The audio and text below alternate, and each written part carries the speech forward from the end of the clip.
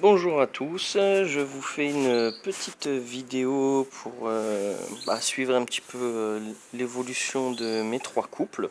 Donc nous sommes mardi 25 avril, il est à peu près 11h30.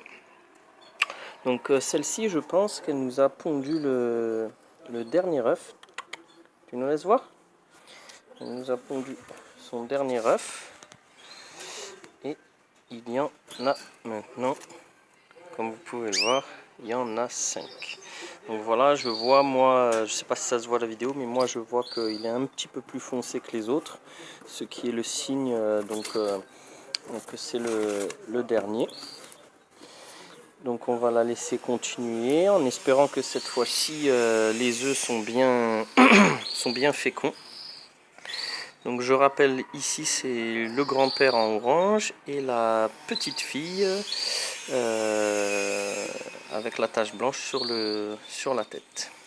Pour ce qui est du couple dans la cage rouge, donc les petits continuent à grandir. Moi j'ai donné une seringue de Nutribird ce matin et encore une seringue il y a 10 minutes. Voilà, vous voyez, j'ai ma petite seringue, je la réchauffe un peu. Je la garde une demi-journée, pas plus, puisque après il faut pas que la pâtée se périme, donc je la réchauffe comme l'avait montré Jim Chass. Voilà, toujours pareil. Je mets le nid ici, comme ça au moins ils sont bien stabilisés. Je prépare ma pâtée dans dans la petite tasse rouge.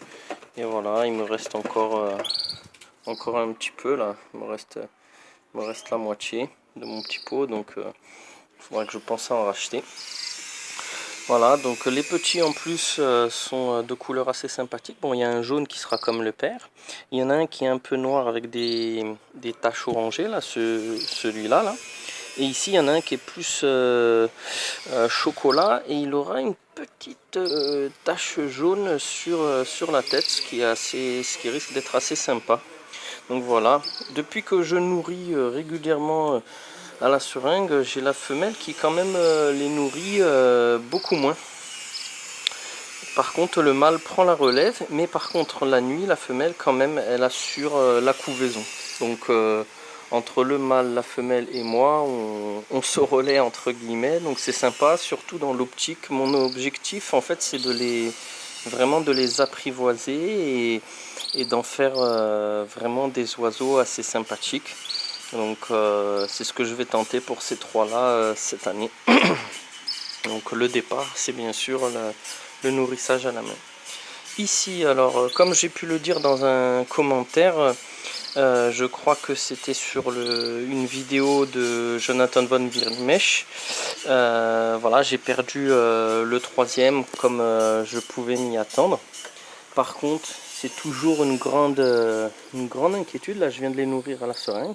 Donc, ils réclament, les yeux commencent à s'ouvrir. Par contre, ils ont pas de plumes qui se développent et j'ai peur que ce soit ça leur problème.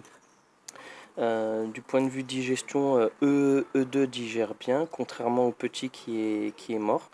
Donc on va voir, j'espère. On a un tout petit duvet, mais vraiment minime. On dirait que le duvet se développe au ralenti, mais super ralenti. Donc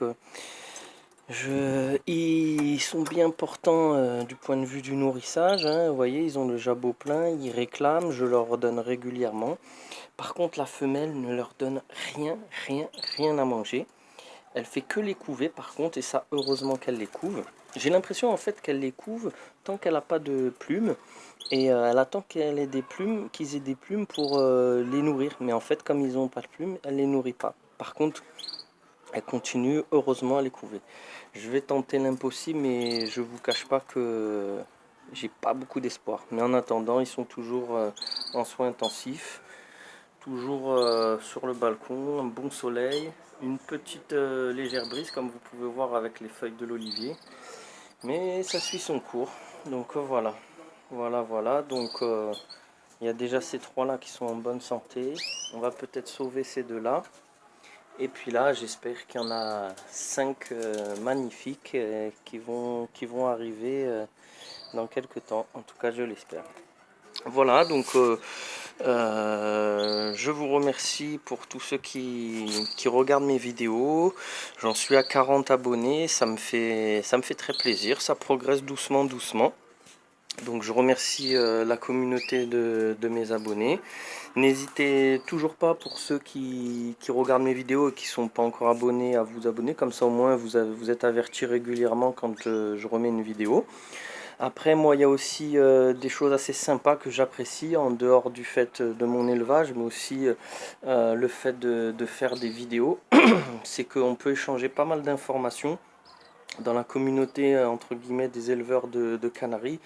On se soutient bien, on se donne des infos et c'est toujours bien parce que des fois il y a des petites choses auxquelles on ne pense pas forcément. Donc les 3 principaux, hein, je les remercie. D'abord Jim Chass, je remercie aussi Jonathan Von Virmesch et aussi Canary Flow.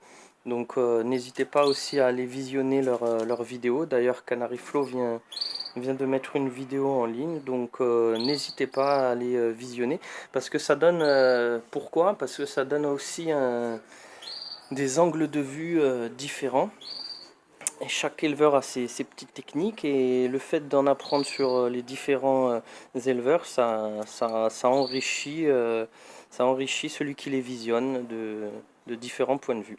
Voilà, sur ce je vous souhaite une bonne journée et je vous dis à très bientôt.